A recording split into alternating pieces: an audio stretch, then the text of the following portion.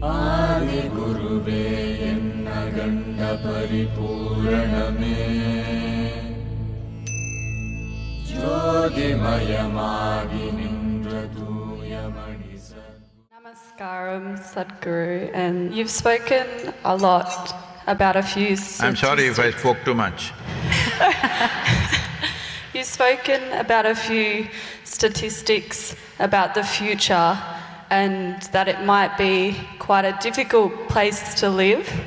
And I wondered, how do the young people maintain hope with all those difficulties in the future? See, I don't like any kind of predictions because predictions are being made on cold facts. Predictions are not taking into consideration what is beating in the human heart. So, if all of you come alive and decide, in Melbourne, we are not going to be sick mentally, can't we make it happen? So this is what is needed. We sit around and say, oh, it's going to happen, it's going to happen. Of course it'll happen. Because we are talking about human societies. Tomorrow's society will be the way we make it today. If there is a commitment in us, we can make sure as a part of this year we are launching what is called as Miracle of Mind. This, we want at least 3 billion people to practice in a matter of 18 to 24 months. This will roll out sometime in September. What this is about is minimum 15 minutes, a simple practice. At least 3 billion people on the planet, if they close their eyes for 15 minutes and does something about themselves, 12, 15 varieties of things we'll offer, some are physical, some are mental, some are sound-oriented, music-oriented, variety of things. Something you do for your well-being, 15 minutes a day if you commit, you could bring about a change. Because we know people are still hesitant about that till they get into a mess. We are offering a reward. We are trying to put together about 250 to 50 major brands in the world where… I'm saying for example, let's say Adidas shoes. Adidas, okay, let's go with that. If you're below 18 years of age, if you do 90 days of inner work upon yourself, they'll give you 5% discount on the shoes. I'm not saying this is the number, but some number they'll arrive at, because this is a business proposition. Let us say, some car like Toyota will give you 10% discount on their service, but you are driving a Honda. Now they're nudging you to buy a Toyota, because I'm trying to say this is not charity, this is a business deal for them, to bring loyalty with their customers and build new customers. So if you are over 18 years of age and below 30 years of age, if you do it for 180 days, you get that reward. If you're over 30 years of age, if you do it for 300 days, you'll get that reward. The reward is just an add-on, but the biggest reward is you're mentally healthy. Hello? Yeah. While the microphones move around, I had a question for you. Can I ask you one more question? Well, I thought I'll read a poem for you. oh, you've written a poem for me? Okay. Because you asked me the first question, I didn't get the poem at that time. That's true. It's titled as In Love. The beautiful weed-covered pond, the beautiful weed-covered pond, as I gaze at this seemingly still surface, as I gaze at this seemingly still surface, a fish plonks out in delightful effort, in search of sunlight or air, I do not know. A fish plonks out in delightful effort, in search of sunlight or air, I do not know.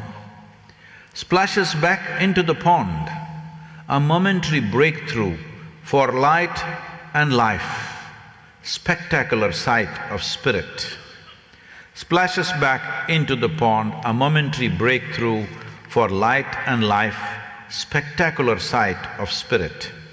But the sound, it shattered my heart into a million pieces and scattered across. But the sound, it shattered my heart into a million pieces and scattered across. I do not know who I love or don't, but for sure in love.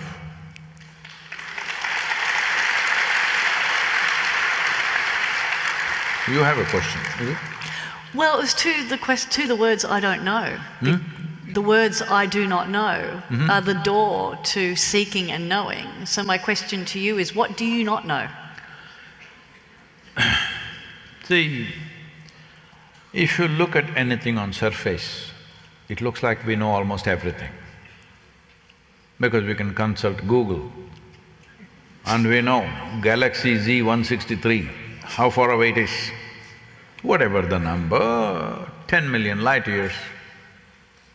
It helps in a tea party, because you're not going to go there anyway, nor your friend is going to go and check out whether it's 10 million or 11 million. All right? What difference? Doesn't matter, this is all empty stuff. But if you look deep enough, you can't know one leaf in your lifetime. So the question is only, how profound is your vision?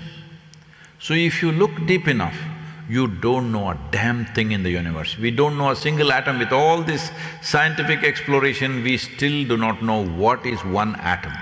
We know how to use it, break it, fuse it, but we don't know what it is. So this is the nature of life. The more you don't know, the more it means you're profound. Beautifully said. Microphone right here in the front. Namaste Sadhguruji, namaste.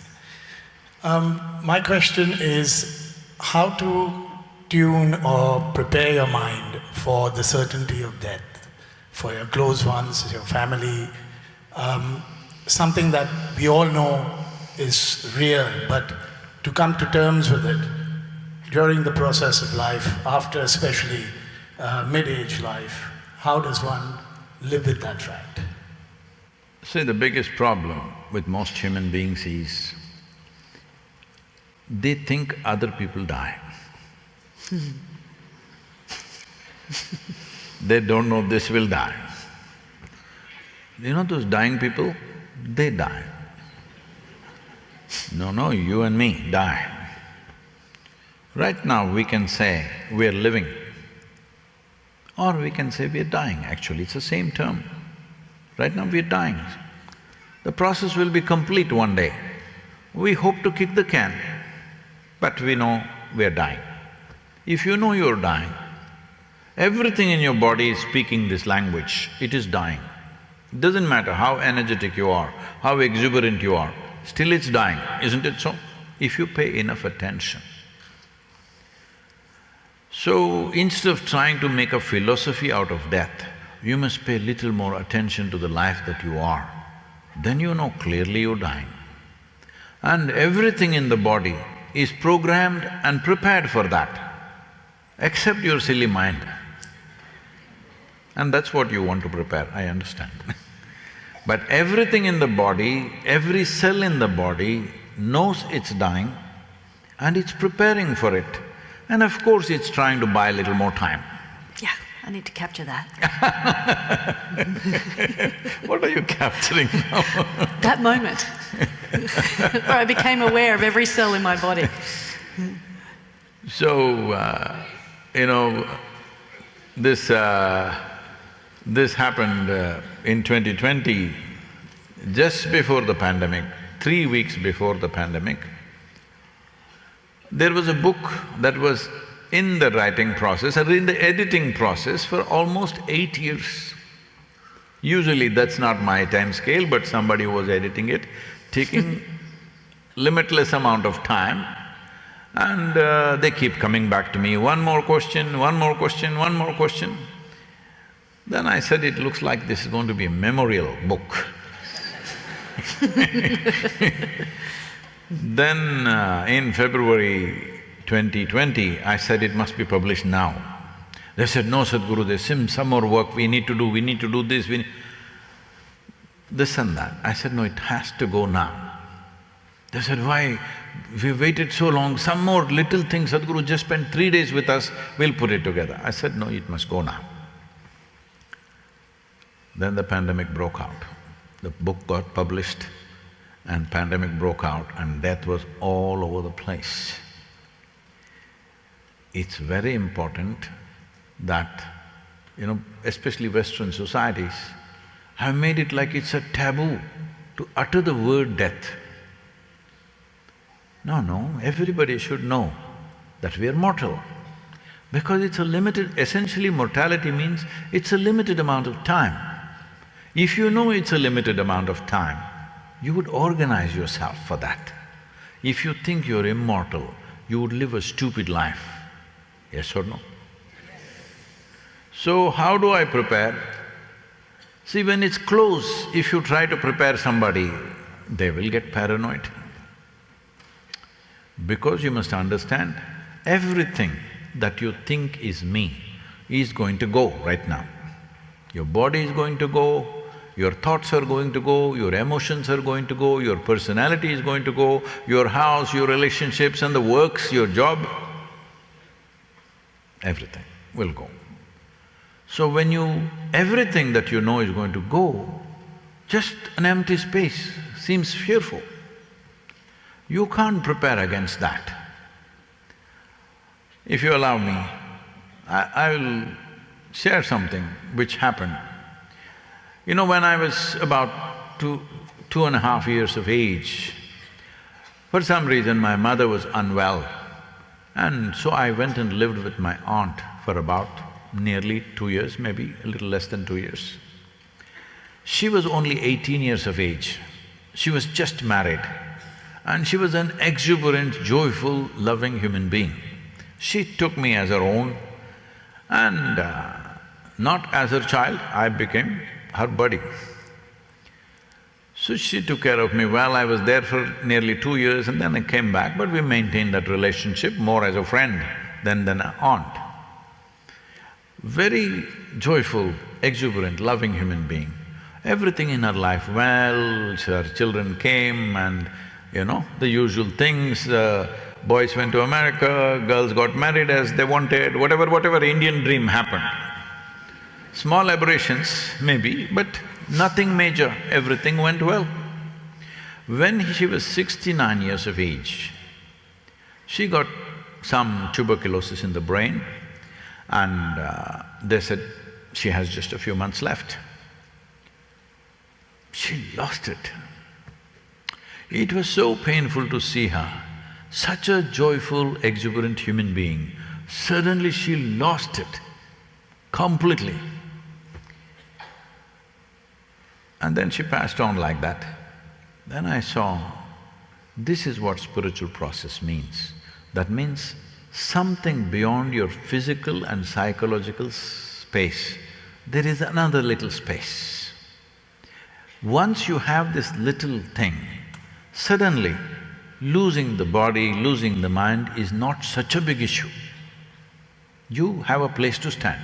If you don't have that, then suddenly everything looks like hopeless, just threatening. So this needs to happen. As a part of this, we started in southern India what is called as one-drop spirituality.